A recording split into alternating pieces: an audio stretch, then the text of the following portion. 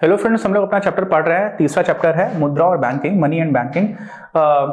मैंने बोला था पिछले वीडियो में कि जो थोड़ा टेक्निकल टॉपिक्स हैं उसको इस वीडियो से स्टार्ट करेंगे, लेकिन इसको बहुत छोटा सा वीडियो बना देता हूं क्योंकि एक छोटा सा टॉपिक है जो general knowledge point of view से थोड़ा रिलेवेंट है इस टाइम पर, क्योंकि 2016 में जो हमारा डीमोनेटाइजेशन हो गया था 7 या 8 नवंबर के दिन हुआ था। तो उसके बाद से इस चीज को लेकर के सरकार भी कोशिश कर रही है और इसका क्या महत्व उसको समझ लेते हैं। तो छोटा सा टॉपिक, उसके बाद से अगले वीडियो में हम लोग डिटेल में जो मनी डिमांड और मनी सप्लाई की बात है उसको करेंगे। तो अभी क्या है, कम नकदी या फिर बिना नकदी की अर्थव्यवस्था की ओर चलने का प्रयास। बिना नकदी का मतलब क्या होता है? नकद समझते हैं ना, नकद मतलब होता है कैश, ठीक। तो इसको इंग्लिश में बोलते हैं लेस कैश, ठीक है। पूरी अर्थव्यवस्था में कैश पूरी तरह से खत्म कर दिया जाए, वो भी भारत जैसे देश में जहां पर अभी भी बहुत सारे लोगों के पास स्मार्टफोन नहीं है, इंटरनेट नहीं है, बैंक में अकाउंट्स तक नहीं है, हालांकि जनधन योजना से बहुत सारे लोगों के अकाउंट्स खुले। तो ऐसी स्थिति में हम लोग पूरी तरह से कैश को खत्म करना ये बहुत मुश्किल है। अभी पूरी दुनिया में कोई भी ऐसा देश नहीं जहां पर कैश बिल्कुल ही ना चलता हो। ओवरऑल इकोनॉमी में कैश बेस्ड ट्रांजैक्शंस की संख्या बहुत कम होती जा रही है, ये तो अच्छी बात है ना, लेकिन बिल्कुल ही कैश ना हो ऐसा नहीं है अभी। क्यों करना चाहती है सरकार ऐसा? ये कौन करना चाहता है? सरकार करना चाहती है। सरकार इसलिए करना चाहती है क्योंकि जो नोट होता है ना आपके पास, उस पर लिखा रहता है I promise to pay the bearer a sum of 500 rupees. मैं धारक को 500 रुपए अदा करने का वचन देता हूं। धारक कोई भी हो सकता है, जिसके पास नोट है वो धारक है। अब अगर मैं 500 रुपए, कौन बोल रहा है? आरबीआई गवर्नर बोल रहा है। आरबीआई गवर्नर एक तरह से देश की सरकार की तरफ से ये चीज बोली जा रही है। अब अगर देश की केंद्रीय बैंक ये बोल रही है किसी इंसान को कि आपको हम 500 रुपए दे सकते हैं, आप कौन? जिसके पास नोट है। तो किसी के भी पास नोट हो, वो नोट कैसे आया वो पूरी अलग प्रकरण हो जाता है, लेकिन किसी भी पॉइंट ऑफ टाइम पर पैसे का लेन देन में सीधा सीधा जब ट्रांजेक्शन हो रहा है, मैं गया सब्जी खरीदने के लिए, उसने कोई बिल तो दिया नहीं, मैं गया किसी को मैंने डायरेक्टली कैश पेमेंट किया, किसी भी सर्विस के लिए, किसी से ट्यूशन पढ़ने गया उसको मैंने कैश में पेमेंट किया, तो ये जो इकोनॉमिक एक्टिविटीज हो रही हैं इनका कोई लेन देन सीधा सीधा हिसाब किताब हमेशा रखा जाए ये जरूरी नहीं है। ज्यादातर केसेस में नहीं ही रखा जाता है। तो सरकार आंकलन ठीक से नहीं कर पा रही होती कि अर्थव्यवस्था का साइज कितना है। लेकिन ये तो एक इंटेलेक्चुअल और पढ़ाई लिखाई से संबंधित प्रॉब्लम हो गई। दूसरी प्रॉब्लम ये होती है कि बहुत सारे अर्थव्यवस्था में दो तरह के काम होते हैं जिनसे ब्लैक मनी बनता है। क्या होता है? दो तरह के काम होते हैं। एक होते हैं इलीगल, बहुत ही हमारे ही देश में, क्योंकि हमारा समाज जो है ना वो अभी भी पितृसत्तात्मक समाज है, लड़कियों को दबाने की कोशिश की जाती है समाज में। हरियाणा जैसे राज्यों में जहां पर भ्रूण हत्या बहुत ज्यादा हुई है और over a period of time बहुत कम लड़कियां रह गई हैं, जबकि गीता फोगाट जैसे लोग, दंगल मूवी भी बन गई, वहां से लड़कियां काफी अच्छा काम कर रही हैं, पूरे देश का नाम रोशन कर रही हैं। फिर भी ऐसी जगह पर लड़कियों की संख्या कम हो जाती है। तो नॉर्थ ईस्ट है, असम है, वहां से कुछ लड़कियों को लेकर के आ जाते हैं, नेपाल से लेकर के आ जाते हैं लोग लड़कियों को। तो ऐसे में बहुत सारा ह्यूमन ट्रैफिकिंग का काम भी चल रहा होता है, ठीक। अब इस तरह का जो कामकाज होता है उसमें लोग कैश में लेन देन कर रहे होते हैं, है ना। तो गलत तरह की इलीगल एक्टिविटीज को बढ़ावा भी कैश देता है। तो इसलिए अगर कैश बेस्ड ट्रांजैक्शन कम रहेगा तो काफी अच्छी चीज है, ठीक है, समझ रहे हैं। दूसरा, कुछ ऐसी एक्टिविटीज है जो इलीगल नहीं है। कोई दुकानदार है, दुकान चला रहा है, पैसे कमा रहा है, लेकिन वो इनकम टैक्स फाइल करने में अपनी इनकम को कम दिखाता है जिससे कि उसको टैक्स ना देना पड़े। तो वो टैक्स की चोरी कर रहा है। टैक्स की चोरी करना इलीगल है, लेकिन जिस काम से वो पैसे लेकर के आ रहा है वो काम इलीगल नहीं है। तो कुछ लीगल यानी कि वैधानिक और कुछ इलीगल यानी कि अवैधानिक जो कानूनी रूप से गलत हैं, ऐसी गतिविधियों से भी कैश जो है बन करके आ रहा होता है, जिसको हम लोग काला धन बोल देते हैं। काला धन ऐसा थोड़ी कि कुछ काला देखने में लगता है।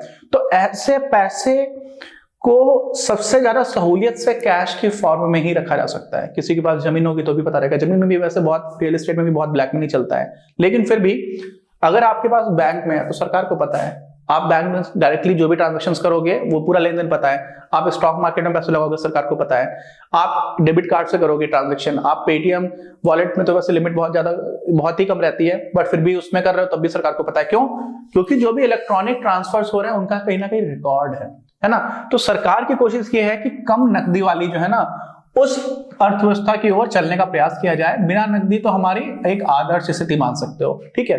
ये इस दिशा में सरकार काफी काम कर रही है। क्या क्या काम किए और क्या सारी चीजें, उसको एक एक करके देख लेते हैं फटाफट। छोटा सा टॉपिक है, टाइम नहीं लगेगा।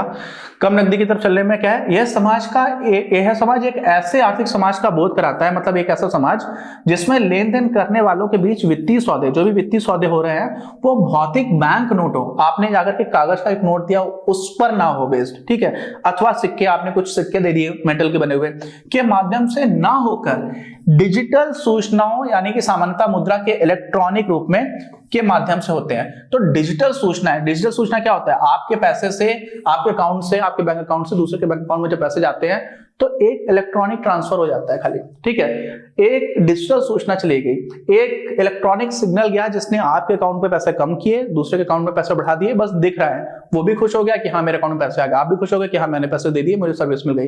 तो ऐसी चीजों पर जब बेस्ड होने लग जाता है ना, इस दिशा में जाने की कोशिश करना, क्यों करना मैंने आपको ब्रीफ में पहले बता दिया था। तो चलिए आगे आगे देखते हैं। इसमें ये है नेशनल फाइनेंशियल स्विच, ये काफी अच्छा इन्होंने रोल प्ले किया है। अभी तो यूपीआई बेस्ड बहुत सारी चीजें होने लगी है। तो ये पूरा होता क्या है, जनधन खाते। जनधन खाते क्यों, क्योंकि जब बैंक में अकाउंट होगा तभी तो आप बैंक से ट्रांसफर इधर उधर कर पाओगे, किसी के पास खाता ही नहीं है। तो जनधन अकाउंट में बहुत तेजी से खाते, पूरी दुनिया में एक साथ इतनी तेजी से खाते नहीं खोले गए। तो जनधन अकाउंट का फायदा कई लोगों को मिलना स्टार्ट भी हुआ। बहुत सारी सरकारी योजनाएं हैं जिसमें कोई मजदूर बेचारा काम करता है, ठेकेदार उस मजदूर के पैसे खा लेता है। अभी क्या होता है, डायरेक्टली उस मजदूर का बैंक अकाउंट भी है, उसका आधार कार्ड भी है और उसके पास मोबाइल फोन भी है, तो सीधे सीधे उसके अकाउंट में पैसे ट्रांसफर किए जा सकते हैं। तो इसका भी काफी बेनिफिट मिल जाता है। तो आधार कार्ड, तो पहली चीज तो आपको क्या है, जनधन खाते, ठीक है, क्या हुआ, जनधन खाते, जनधन खाते, आधार कार्ड, इन पर आधारित भुगतान पद्धतियां, ठीक है। ई वॉलेट्स, ई वॉलेट्स में क्या है, पेटीएम है मेनली सबसे बड़ा, तो भी भारत में वही है। फिर उसी पर बेस्ड और भी सारे पेमेंट सिस्टम्स बनाने लगे थे, पेयू मनी और इस तरह के भी कई एप्लीकेशंस आने लगे थे। अच्छा, फिर नेशनल फाइनेंशियल स्विच, एनएफएसएससी को नेशनल फाइनेंशियल स्विच है तो एनएफएस होगा, यहाँ पर गलत लिखा हुआ है, एनएफएस होगा, यहाँ पे सही लिखा हुआ है, सॉरी। आदि ने सरकार के बिना नकदी की अर्थव्यवस्था की ओर बढ़ने के निश्चय को बल प्रदान किया है। तो इन सारी चीजों से क्या हुआ है, सरकार की जो कोशिश है कि हम लोग कैशलेस सोसाइटी की तरफ जा पाए, उसको मजबूती मिली है। अच्छा, और क्या है, मोबाइल एवं स्मार्टफोन्स के पूरे भारत में फैल जाने के कारण, अभी भी सबकी के पास तो नहीं है लेकिन सारे गांव में इंटरनेट लगभग पहुंच चुका है। तो ऐसे में जब लोगों के पास मोबाइल फोन भी है, उनके स्मार्टफोन के उसमें आप एप्लीकेशन चला पाते हो। जो फीचर फोन होता है जिसमें ऐसे बटन्स रहती थी पुराने वाले में, उसमें आप अलग से एप्लीकेशन इंस्टॉल नहीं कर सकते। तो जो स्मार्टफोन्स हैं वो आपको ज्यादा सशक्त बना रहे होते हैं, ठीक। अच्छा, इनके फैलते जा रहे हैं धीरे धीरे। आप लोग भी शायद ये वीडियो मोबाइल पर ही देख रहे होंगे, है ना। तो मोबाइल फोन्स और इंटरनेट के पेनिट्रेशन से बहुत सारी चीजें बहुत कम लागत में लोगों को मिलना स्टार्ट हो जाती हैं, ठीक। अगर मान लीजिए मैं ही आपको पढ़ा रहा हूं, अभी आप मुझसे पढ़ रहे हैं, अगर आपके पास स्मार्टफोन नहीं होता तो आपको हो सकता है कि मुझसे या मेरे जैसे किसी और टीचर से पढ़ने के लिए कहीं किसी दूसरे शहर जाना पड़ता, तो शहर जाने का खर्चा, शहर में रहने का खर्चा, कमरा लेने का खर्चा, फिर वहां पर फीस देने का खर्चा, ठीक, बहुत सारी चीजें। और नॉर्मली उस वाले केस में टीचर भी कम ही लोगों को पढ़ा सकता है तो ज्यादा फीस लेता है। तो ऐसे में बहुत सारी चीजें सस्ती होना स्टार्ट हो जाती है अगर आप लोग स्मार्टफोन इंटरनेट को सही से यूज करना स्टार्ट कर दीजिए, ठीक है। तो ये बढ़ता जा रहा है। आज वित्तीय समायोजन, वित्तीय समायोजन का मतलब बोलता है फाइनेंशियल इंक्लूजन। जो भी देश की वित्तीय व्यवस्था है, बैंक्स का बहुत इंपॉर्टेंट रोल है उसमें।